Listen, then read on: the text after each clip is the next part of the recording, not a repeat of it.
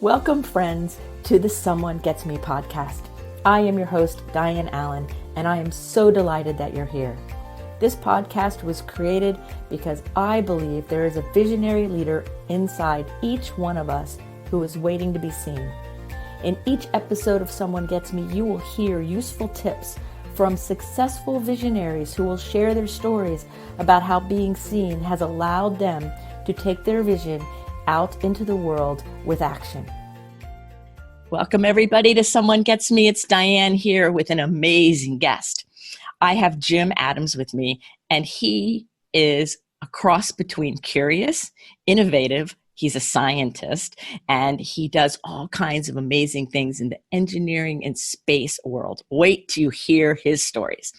But most importantly, the cool thing about Jim is he's learned how to marry that curiosity and creativity and critical thinking and science into some magical things and a great career. So Jim, thank you so much for being here on Someone Gets Me with me and being the willing person to talk about your life. Thank you so much. I'm looking forward to it, Dianne. Oh, we're going to have a blast. And my first question is, what drew you to the aerospace world to start with? Because I'm always fascinated of how we land in these neat spots. And you had such a fascinating career. How did it get started? Yeah, so I was born in 1957, which is the same year that Sputnik launched. Mm-hmm. So I consider myself a space baby. Mm-hmm. And I grew up in the 60s and early 70s, and then I went off to college and I had a degree in physics. I was working on a degree in physics, and I was playing with these things called microchips. And at the time, they weren't very functional. They had maybe 3 or 4 gates on them, and you could do like add 2 ones together to get 2 and that sort of thing. But you really couldn't do too much with them. We controlled a few experiments, and it kind of got me interested. And as I got towards the end of my college degree, I started thinking, well, what am I going to do? I got to figure out the rest of my life here, And there was this company down the road from where I went to college that was making cash registers. Mm. And I thought to myself, that's what I want to do. I want to take these microchips and put them in cash registers, because back then they were those clunky things with the buttons and the numbers would pop up and the drawers would slide out and all that sort of thing.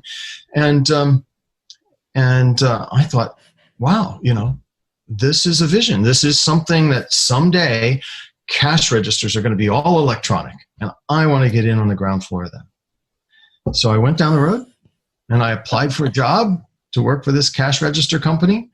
And, they had the same vision. They knew that they saw it coming too. And, that it was a correct vision, wasn't it? I mean, today you don't even use a cash register. You just tap your credit card on top of a terminal and you're done, right? So the technology really has advanced quite a bit.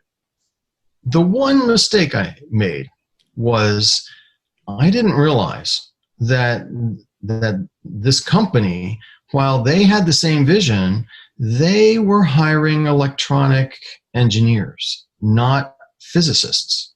Ooh. So I ended up having to go with my second choice. And my second choice was I had sent an application to the General Electric company who was building spacecraft, mostly because they were around the neighborhood from where I grew up. Mm-hmm.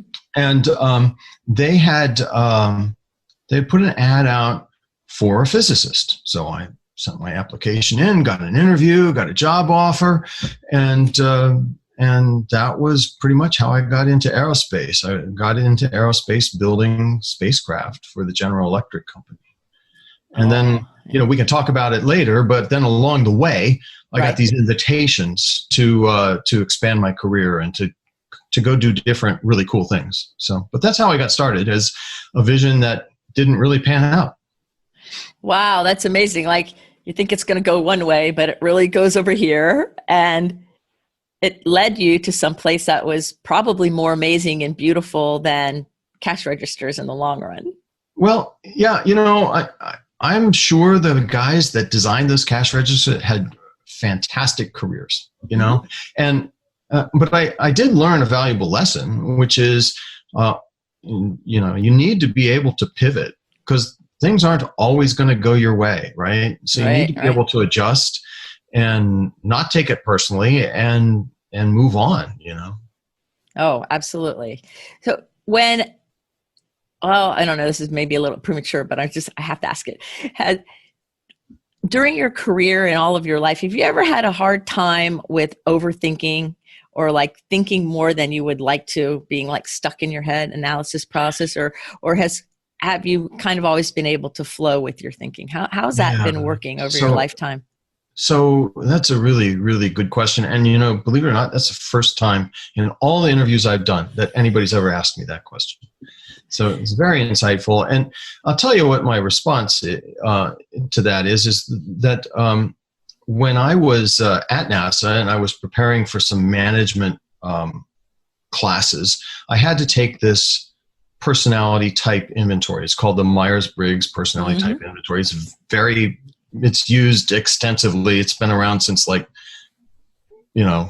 since World War I or something. I don't know, but it's and I took the exam, and then, you know, the best way to take that is with a facilitator. You can do it online and you could read the stuff, but it's really, really beneficial if you have somebody there to help you interpret the results. And the fella from training at NASA said, you're going to have a hard time here. and that's because I was an ENFP, which meant that mostly I went with my gut to make decisions rather than trying to pull in data and do more analysis and think things through. But, you know, I worked with a myriad of amazing people, world-class scientists and engineers that did. And, you know, the melding of a team where you can find creatives and thinkers and put them together, you know, you end up landing on Mars or exploring Titan. And, you know, I mean, it was an amazing amalgamation of personality types that I think led to this period of time that we'll talk about, I guess, more in planetary science, which was really kind of the sweet spot in my career. I'd love to chat more about that.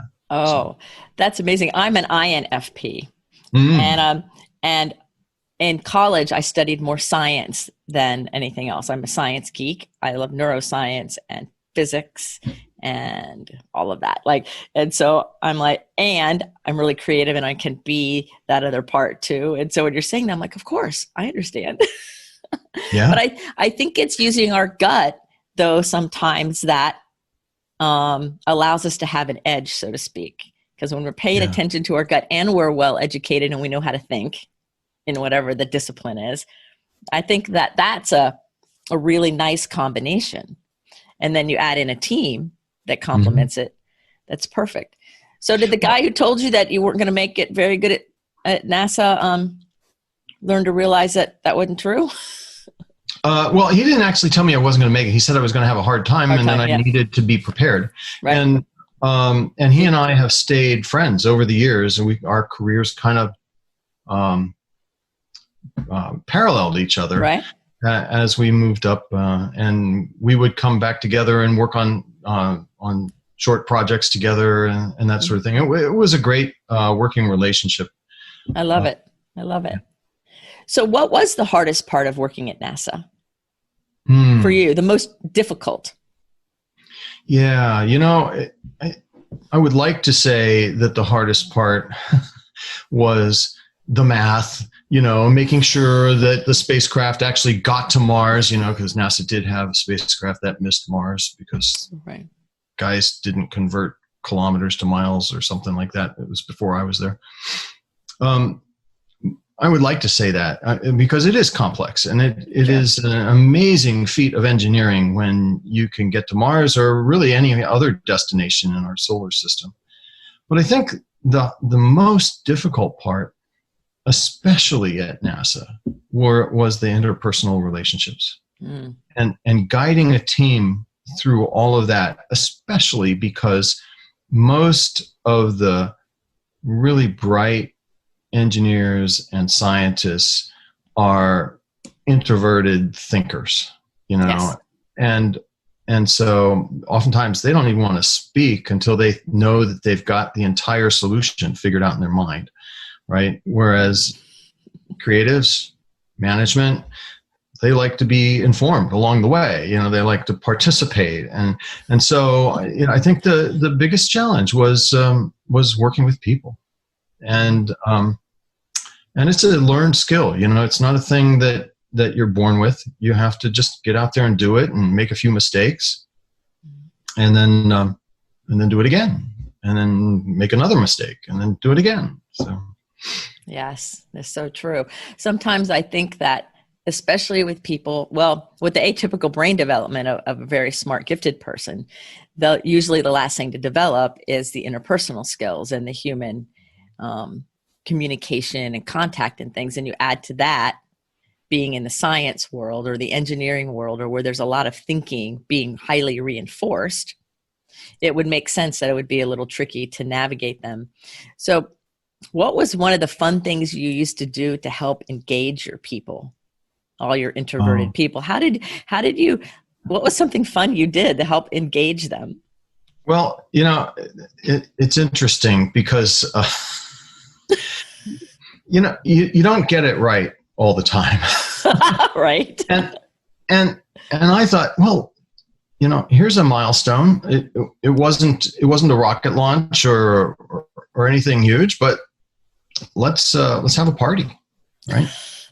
So it was a party. We arranged this party, and it was pizza and beer, and it was offsite, and people showed up, but they all sat along the wall and didn't really talk. And I'm like, this is a failure, and then the next day I went into work, and everybody was talking about the party and how great it was. So yeah, I think, especially at a place like NASA, because it takes so long to accomplish a goal, and we can talk about that too. Maintaining a vision over the long haul is really, really hard. And so staying focused on the plan ahead and celebrating those mini milestones or small accomplishments. Right. Is really, really important for helping everybody, not just yourself as a leader, but everybody stay on track. Right, because when you got those long range visions, if you're not celebrating the milestones, it's really easy to get lost. Oh yeah. So how were you able to keep everybody, including yourself, focused? Oh, well, you say, okay, the next big thing is we're going to build the flight computer. And everybody looks forward to building a flight computer. Mm-hmm. And, the thermal guy comes around and he says, how can I help? And you say, well, we need to know about how to cool it. And that's right. So, right. And I'm simplifying things. Right. Of course you are. But I think keeping people informed, especially people at NASA who are very data driven, I think keeping them informed about the progress along the way is one of the most important ways of keeping everybody on track and focused. There is a tendency for creatives, especially people like me even, to get distracted and go, oh, squirrel. I was just going to ask that. I was going to say, what about the squirrel? And it's true. And so one of the tools that NASA has developed is early on in your project, in the flight project, you write all the requirements down. And then you develop the discipline of holding yourself to meeting those requirements. Now, I don't do that in my everyday life, but when you're talking about $500 million or $1 billion on a space mission, it's important to keep the requirements straight so that you know that you're going to accomplish the thing that you were charged to do by management, by Congress, and by the American people. Right. Yeah. So without writing it down, the creatives can go off into some far off land and not really get to their goal. Or they get distracted for a little while anyway. Right. Yeah. Right. And then they go, what was I thinking? I got to get back to this. No, we're not going to Venus. We're going to Mars. Right. So. It's still a planet, but just not the right one. Yeah, that's right. So let's talk about these planetary missions. Mm-hmm. And because when I was reading your bio, and for all of those of you who are curious, I'm putting Jim's bio in the show notes because it's really fascinating.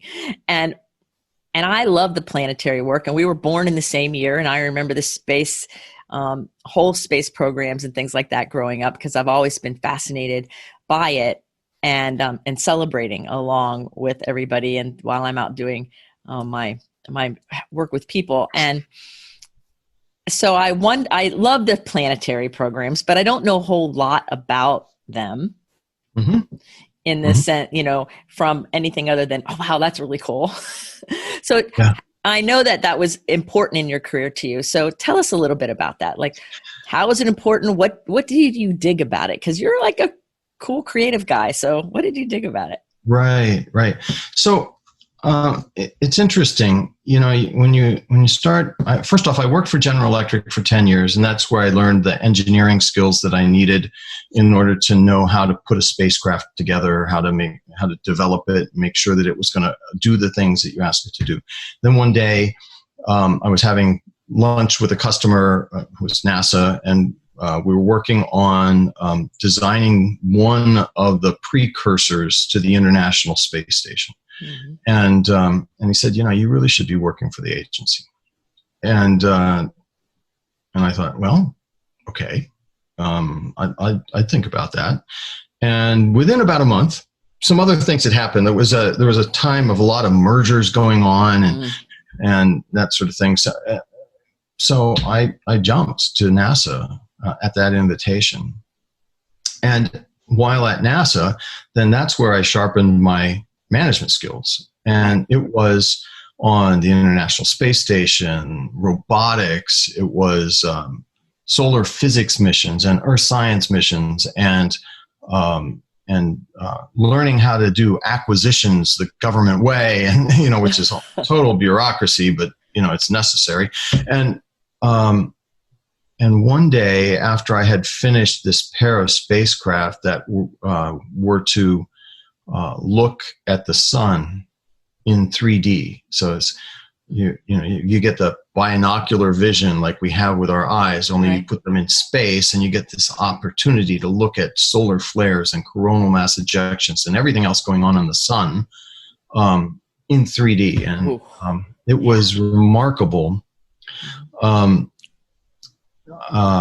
got a phone call, and the phone call was from NASA headquarters. It was astronaut Mary Cleve, and she said, I really need you to come down here and help manage the Planetary Science Division. Well, up until that point, I had not done any work in planetary science. And now, my career is almost half over, and I'm being invited to go do this job, which is the Deputy Director of Planetary Science. And it was the most inspiring job. I still believe it was the best job, is the best job within NASA. The missions all report to you. So there's like programs and projects and field centers, and I managed a budget of about $1.3 billion a year. And it was a remarkable thing. But what inspired me about the job was the progress that we were making on a monthly basis, understanding our place in the solar system. Yeah. We had all of these missions out collecting data, Messenger at Mercury, Cassini at Saturn, and we were getting ready to send a mission to Jupiter and Mars and the Moon, and all of them were bringing back this data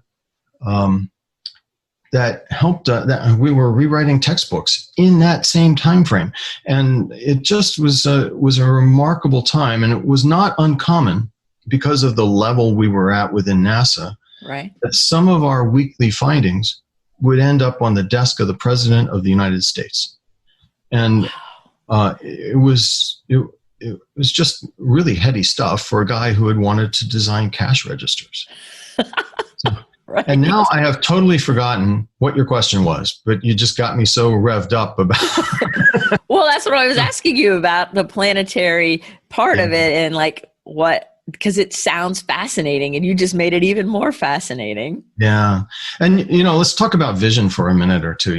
Sure. NASA has a couple of processes for establishing what they want to achieve in each of their science areas. Right. And it involves a worldwide engagement of planetary scientists, if you're talking about planetary science, or heliophysics, or astrophysicists, or earth scientists. And then there's sort of a culling down, and you decide what it is that you want to do. So there are these teams around the world that have been working to answer some fundamental science questions, let's say, about Pluto, right? And they've been working on it, and at some point they win the lottery, and NASA chooses them through a process that is as much political as it is scientific, and so they get chosen. So the team that was working on going to Pluto, the New Horizons team, had been working on the concept for going to Pluto for 10 years. Wow. Before they got the go-ahead to start building the mission. It took them 9 years to build the spacecraft and get it launched. It took the spacecraft, which when it was launched was the fastest thing ever to leave the Earth. It took the spacecraft 9 years to get to Pluto. Right. And that's when the science starts. So nearly 30 years from the time the mission was conceived to the time the data came back. It does. It's inspiring to think that a team can be held together for that long, working. And people come and go, people die, and there's new people hired and that sort of thing. But the team stayed together pretty much for 30 years, trying to understand the fundamental geography, chemistry, geology of Pluto, and you saw what happened back in 2016 or whenever it was that we flew by Pluto. It was remarkable. It wasn't anything like what we had expected. Right. And that just inspires people to ask more questions and propose more missions and want to know more about what our place in the solar system and the universe. Yes. Well, curiosity is, part of our being, I think. And then when you add an excitement like that, or a piece of the information, for most of us, it incites, well, what about this? What about that? What about this? Oh, yeah. And so how have you managed in your own mind, your own being, that cross where there's a curiosity and the science person? And how do you manage that? Because you have both. And a lot of people listening to the show do have both. And they sometimes struggle with it. I get a lot of questions about processing and about overthinking and about procrastination and perfectionism and the struggle of that dance, right? And yeah, so totally. I know you totally understand what I'm saying. So how do you manage that in your own life? Like, how do you do that? Yeah. So it's a learned skill to be able to bridge between the two different personality traits, if you will. Right. And I have tricks, that I use.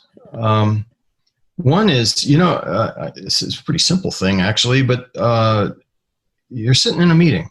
It's a government meeting. It's boring, right? Right. But you're expected to participate, right? And my mind is off thinking about, gee, I wonder what the temperature is on the surface of Mars right now, or much more interesting things than worrying about budgets and schedules and the like. So, so I would take notes, and I wasn't very good at it, but it was enough to keep me focused. And when my mind would wander, I had, and you can find them still today in my notes, these little boxes that I would draw in the upper right-hand corner of my notepad that I called a parking lot. And it was a place I could put a thought. I may never come back to it, but I wrote it down, and that allowed me to focus back on on what the speaker was saying or what I was expected to contribute to the meeting. So I have a number of little tricks like that. Staying focused on the requirements. We mentioned that already. Right. There's a time and a place for vision, and then there's a time and a place for getting down and dirty and pulling out the soldering iron and building up the electronics and bolting it to the structure and running the tests and all stuff that most scientists would much rather not bother with, but is necessary. So so understanding where I am in the cycle of a project is really, really important. Yeah. In fact, one of an advisor of mine showed me something that she referred to as the Chinese water cycle model. And I don't think I could do it justice now, but it's a circle, and it's got like 8 different bubbles in the circle, and it starts out with visioning, and then it goes to definition, and then it goes to execution and operations and ending. And understanding where you are in the cycle of things. And, if the Chinese water cycle doesn't work for you, you find a different cycle, right? But understanding where you are does help you stay focused and endure the fact that your inquisitive mind is constantly working, even in times when it needs to stay extremely focused. That and trying to stay centered, mind and body, is really important too. Getting out and walking, swimming was something that was important to me. Just a few tricks like that to be a well-rounded individual and somebody who could be listening, paying attention to the rest of his team members. Right, because sometimes if we're not well-grounded, right, and we're not having some kind of flow in our own lives, it's really tricky to manage, lead, or even be successful in our own vision. We'll get stuck in places, and some people may not even know they're stuck for a while. So how do you help people get unstuck when you are working with them? Well, you're not allowed to slap them anymore. Okay, well, we can't slap them upside the head. Most people don't come to work to try and do nothing, especially people at NASA. Right. It's a privilege to work at a space agency and to put your baby on top of a rocket and let her rip, Right. And so most people don't want to be stuck. Right. And so I have found just being honest with them and saying, you're down in the weeds. In this moment, you really need to be thinking, big picture, and so let's take a moment and figure out what the big picture is. Sometimes it's the whole team that's down in the weeds, and they're worried about where they're going to get the parts and can they get a thermal vacuum chamber on time and that sort of thing. Right. And that's when you call timeout, and you say to the team, okay, we're going away for 3 days. And we're going to work on soft skills, and usually, and of course, this was you got to remember, this was the 2000s and the 90s and the 2000s. Usually, it would start with a Myers-Briggs inventory because it was just a great place to start a dialogue about the differences in operating style. Yes. So, and there are other tools out there, by the way. I'm not promoting MBTI, but something to get people talking was really, really important to me. Right. And getting them talking and having a common language and a common labels and things like that, so that there could be a coming together and a meeting of the minds. Yeah. And then when we come together, we can come out of the weeds easier. There was one project that was particularly contentious, and myself and the project manager were brought in. This was before I got to planetary science. We were brought in to try and help heal the project, which is a weird term to use at NASA. They don't use the word heal. But right. Now, since I'm retired and looking back, that's exactly what we were trying to do. The relationships between the NASA team and the primary contractor and the suppliers and the review teams had just totally dissolved, and it was all in disorder. And so the project manager, Nick, and we took the team off site for 3 days again, and we started with MBTI. And what came out of that 3-day retreat was a document that we reused for the remainder of the project as a reference. These are our operating agreements. These are the ways that we will behave especially when times get really tense. And that was a remarkable product that everybody in the room had bought into, which I think was a good thing. We could tell a new team, well, you got to set up some operating agreements, and they'll do it, but they don't really see the need for it. This was a moment where people said, if we're going to accomplish this thing, we got to get some things straight. And so everybody got a line in the document, and everybody got heard, and there was a debate sometimes, but there was always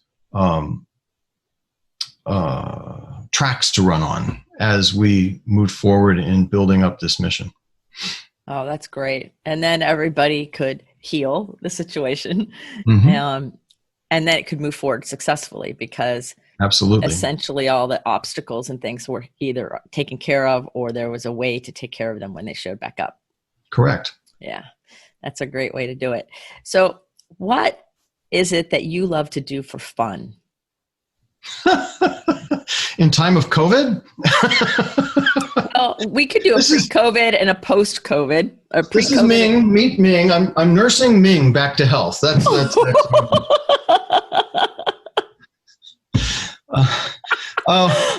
don't know. What do I do for fun? My wife and I have been married for almost 40 years. Nice. And we garden. In fact, I spent, it was a gorgeous day today, and hardly ever get a day like this in November in the DC area. And so I spent most of the day outside working on flower beds and that sort of thing. I am engaged in a lot of outreach activities. I give lectures. I've had the privilege of being invited by the State Department to travel around the world as a science ambassador, telling the story of NASA. And if you think about it, the people that work in the State Department, their job is to mostly deliver bad news. Right. And so who doesn't love NASA? And so when NASA shows up in a country that's, and the team in the embassies having a bad week or something like that, it's just like light bulbs go on, and everybody's happy that NASA's there, and tell us about space exploration, and can you go tell these school kids about it? And it's just a remarkable experience. I've had the chance to go to some amazing places that I would never have because of that. And so I find that to be fun, believe it or not. And sure. I've managed, even during social distancing, to be able to do that over Zoom and in Facebook groups and that sort of thing. Most recently, I was invited to be part of it's a weekly radio program on the stars and planets in South Africa. Oh, nice. I'm only on once a month, right. But unless there's something really cool happening, and then they bring me in. But it's all in Afrikaans, and they let me talk in English, thank goodness, and it's amazing how much the people just want to know, and so I find that very exciting. The other thing that floats my boat, which is also sometimes a downfall, is the potential of anything new really grabs my attention and energy. Right. And I have a book I've started. Well, I have several out. If you would like inspiration to help finish it, I'm very good at that. I was looking. Yes. I was looking through your posts there about the various books, and some of them look pretty good, actually. Yeah.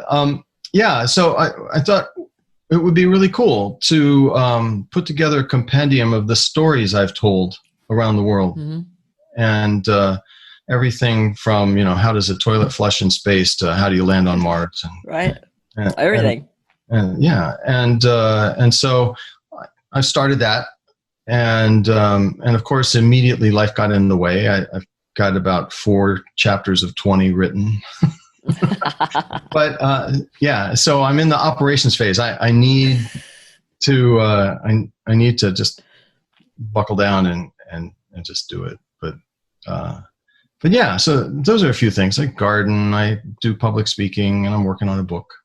Yeah, those are really fun things. I have a client who's in California, and he's writing a screenplay for an upcoming movie. And he goes, I got it started. And then it just kind of kept slowing down. So now twice a week, we meet for 30 minutes so he can read me what he wrote. So he has to do writing in between. Otherwise, there's nothing to read to me. And he'll have it ready for the next level of editing by Thanksgiving now. And so I said, that's the best way to do it. You have accountability. You have somebody who's going to be waiting eagerly to hear it or be part of it. And then get it done. That's how I get mine done. I have something on the other side helping me stay focused. So, I mean, a reward after the... or a person to, account, like I'm holding him accountable, or something that adds the discipline for this is the dedicated and protected time for this project. Yeah. And whatever that means, Yeah. The other, like I said, the other thing that really floats my boat is anything new. So you can imagine there's a number of tech startups that would call and say, Jim, would you serve on our advisory board? Well, tell me about your company. Right. We're making these high altitude airships, or we're designing software for nurses, or we're VR. I mean, and it just, it all just like makes my brain catch on fire. I just love that sort of thing. And, and so I'm learning that I have to be able to throttle back my involvement and just be an advisor rather than a participant. But yeah, so I have a number of those, and I had a couple of really cool contracts. And I too am consulting on a movie, actually to PBS, Independent Lens, piece about loneliness and long distance space travel, which is really interesting given that we sold this to PBS well before the pandemic hit. And now we're putting a thing together about the,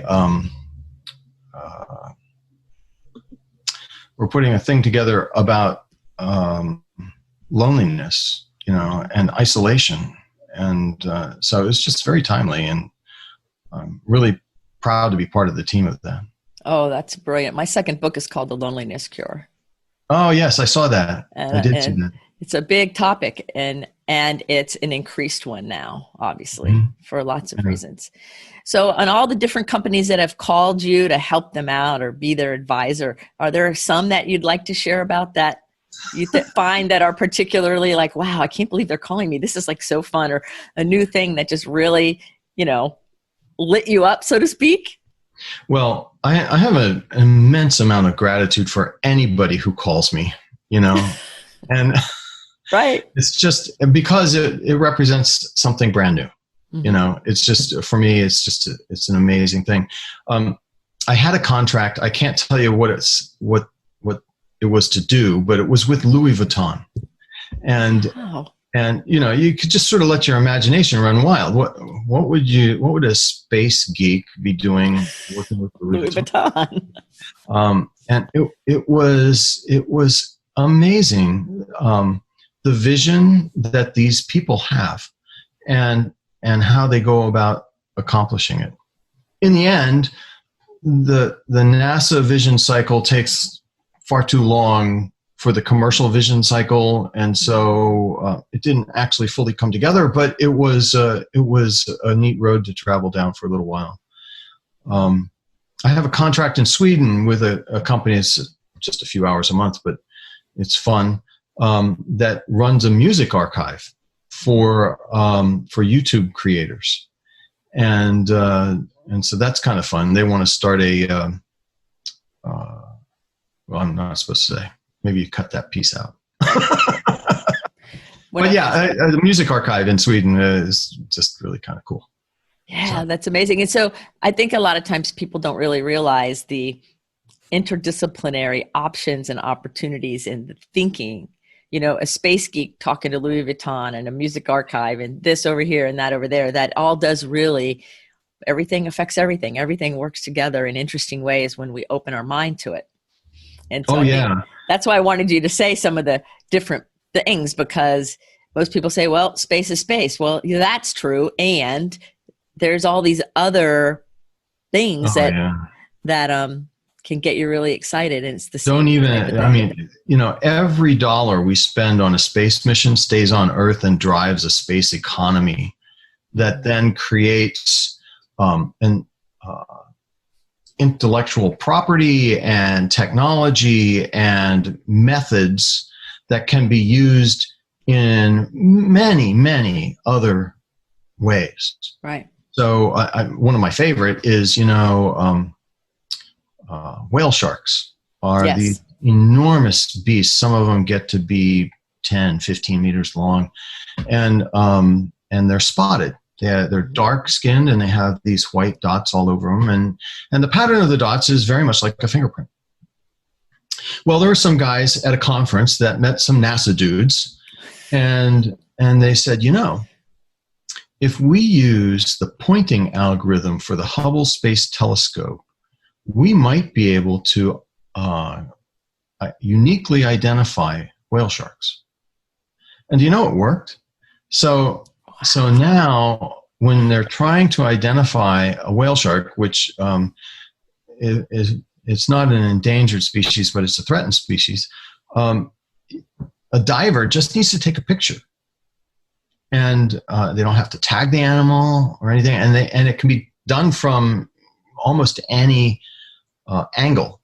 So they just need a picture and they can now fingerprint a whale shark. That's amazing. That's totally amazing. We were looking for ways to assure that astronauts in space were getting the right nutrients, and we developed this protein from seaweed. Mm-hmm. And we thought, hey, this is pretty cool, and so we were putting it in the astronaut food. I don't really know if it made the food taste bad or anything, but the astronauts were staying healthy, and so that was important. And so then, we got a patent on it, and because it's the government and the taxpayers paid for it, we made the patent available to the public. And a fella in New England picked it up and said, I can put this in baby formula. And for a time, I don't know if it's still true today, but for a time, about half of the baby formula worldwide was using this product that NASA had developed, the method of isolating, to feed babies around the world. So exploring space has direct applications right here on Earth every day. Yeah. And I was proud to be a part of it for 30 years. Right. So.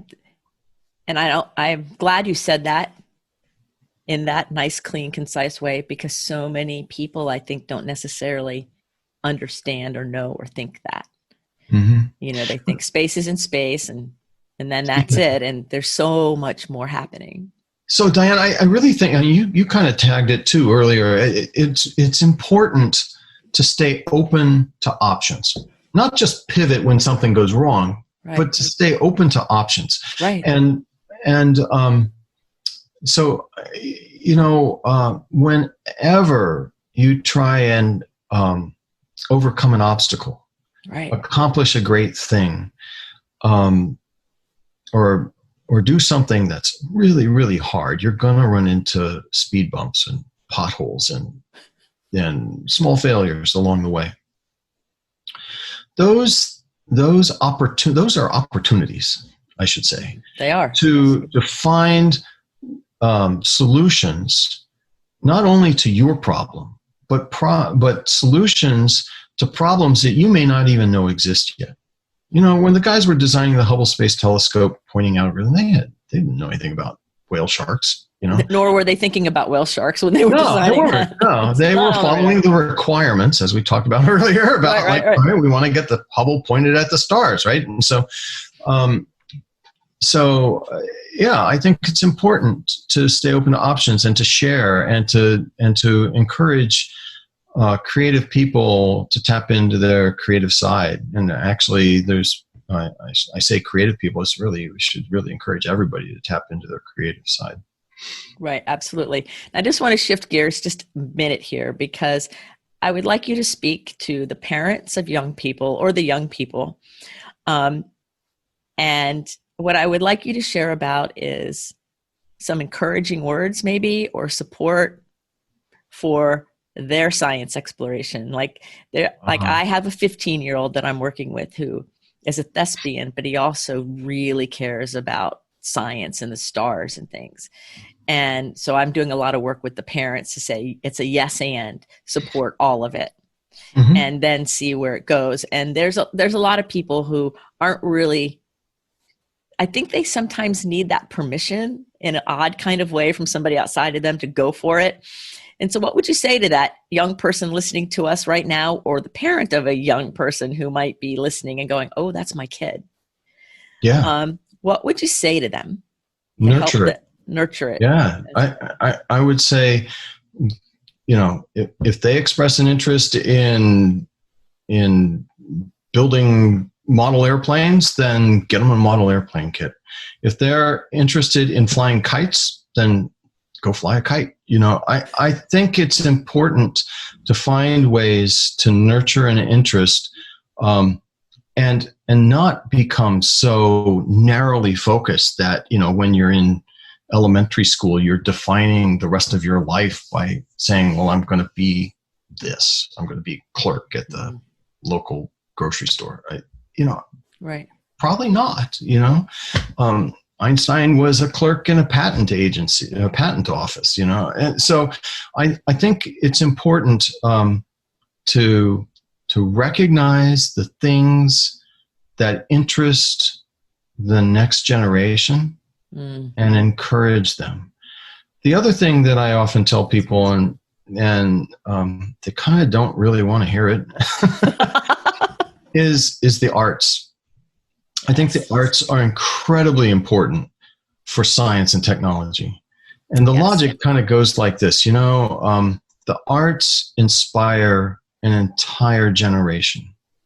And that generation then defines the goals and the objectives and ultimately the vision of a society that feeds the scientists and the engineers. And so it's the scientists and the engineers that are trying to answer society's questions and accomplish the things that society says they think they need, because society has been informed by the arts and their imaginations have been stimulated and their creativity has been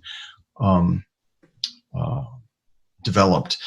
And I think, it's not just important for one person to be involved in the arts. It's important for everybody. Yes. Because it defines the future of a society. Yes. Oh, well said. That's so true. It's so true. So true. Kids, by the way, so I'll get to a much more practical answer to your question. Kids will walk up to me and say, I'm in junior high school and I want to work for NASA someday. And I don't know if I'm smart enough. I get that a lot. And what should I study? And I always say, the first thing I say is, because I like teasing them, algebra. Take as much algebra as you possibly can, because you're going to need it, But, again, it comes back to nurturing your interests. And if you want to work for NASA, or a contractor that works for NASA, or somebody that supplies things to the space program, you'll find a way to make that happen. It will emerge in due time. And so that's what I usually say to kids that want to know what to study. Yeah, that's great. That is wonderful. So is there anything that I didn't ask you that you really wanted to talk about today? Anything on your mind or your heart that, like, wow, I really want to make sure that I say this or express that? I have a couple questions, but first I want to cover that. Yeah, Dianne, you've been such a great host. You stimulate my own thinking. There's not really anything that absolutely comes to mind. I would say, as I neared the end of my career, I went to planetary science, and then I got another phone call, right? So I was invited to go work for NASA. Then I got this phone call and said, come do planetary science. And then I got this other phone call from the deputy administrator of the agency that said, we really need you upstairs. And it wasn't because I was smart. I think it was because I was creative, and I was the deputy chief technology officer for the agency. And it was a cool job, and it was a necessary job. And I got to hobnob with some extremely high-ranking people in the U.S. government and around the world. And I used it as a platform to launch what I do after I retired. But to be honest, I missed the science. It took me about 2 months to realize that this kind of wasn't a fit for me. It was a thing that was necessary, and as a good civil servant, I went off and I started working on it. And again, there was a problem, and there was some healing that was needed. So I guess what I'm really saying is that the sweet spot in my career, and in other people's careers too, as I talk to them once they've retired, oftentimes the sweet spot of your career is not the last job that you had, but it's the second to last job. And so, when you talk to me about working at NASA, I immediately go to planetary science. But, I did other things too, Right. I was the deputy chief technology officer for the agency, and I was the acquisition manager for a variety of different things. It's just, it was one of these moments that was kind of defining, and, I had to say yes to. It's easy to think, oh, I'm not smart enough. I can't do this. I'd never worked in planetary science before. $1.3 billion. That's a lot of money. Right. But will you be successful at it? Yeah. People believe that I would be successful. So why shouldn't I believe that I would be successful? And so now I'm waxing, but the point is, I had an amazing career basically by staying open to options and paying attention to what was going on around me. Yes, I'm glad you said it about paying attention, because just the other day I do a Facebook Live every morning, and one of the things I said was play heads up ball. We have to pay attention to what's happening around us, because in that are all of our opportunities and things. And so I'm glad you said that, because it's true. We have to be open and pay attention, because you never know. You never know. Yeah. And you are smart enough. I always tell people, if you're asking a question like that, the answer is yes. Yeah. Because if people who aren't smart enough aren't asking the question, it's not of concern to them. But we also have this society that starts to self-judge way too early in a person's lifetime. Oh yeah. And I don't know where that comes from, but it's possible. I mean, I'm not the brightest guy in the world. I'm well spoken, but I'm not amazingly bright. And I was able to rise to be the highest ranking technologist in the agency, so it's just, staying open to opportunities, being willing to pivot, to create your own vision and moving forward, and maybe not hanging on so tightly to the absolute goal that you set for yourself, but being willing to be open to changes. Yes, that's brilliant. So I have two more questions. One is, what is the most memorable food you've ever eaten in all your travels and everything? What's got the most memorable? Most memorable food I've ever eaten has to be malva pudding in South Africa. And it's a bread pudding served with a kind of a vanilla sauce. It's dessert, basically. But it's a bread pudding in South Africa. I just love it. I would gain 30 pounds every time. Not really, but it's a wonderful taste. Ooh, sounds delicious. Yeah. So my very last question is, if we were going to have a billboard that the whole world was going to see, and it's going to have your message on it for everyone to see, what would you put on that billboard? Keep going. Keep going. That's a good one, right? Keep going. Stay open. Let's go. Right? Yeah. Well, I want to thank you for being on the show. What a fun conversation. I could talk to you forever and ever. I have so many questions, because I think that the combination of creativity and science and innovation is so important to be honored and appreciated, instead of things being just so one-sided. And I really appreciate you taking the time out of your life to entertain my questions and be part of my show. And I know that everyone's going to be very excited to hear your words and your wisdom. So thank you so much. And thank you for having me. It was a privilege to be here. Thank you. Well, everybody, if you've really loved everything that Jim's saying half as much as me, check out his bio and his information in the show notes and let him know you heard him here at Someone Gets Me. And remember, all of you, keep your face to the sun so the shadow falls behind you, because you're a rock star and you're here on purpose with a purpose. So let's all go out there and live our best life with an open mind and an open heart. Till the next episode of Someone Gets Me, be well. Thank you for listening. I trust you gained some valuable inspiration and information. Please join me and other visionaries in the Someone Gets Me Facebook group. Or for more information on my services and additional episodes, visit someonegetsme.com. Again, thanks for listening.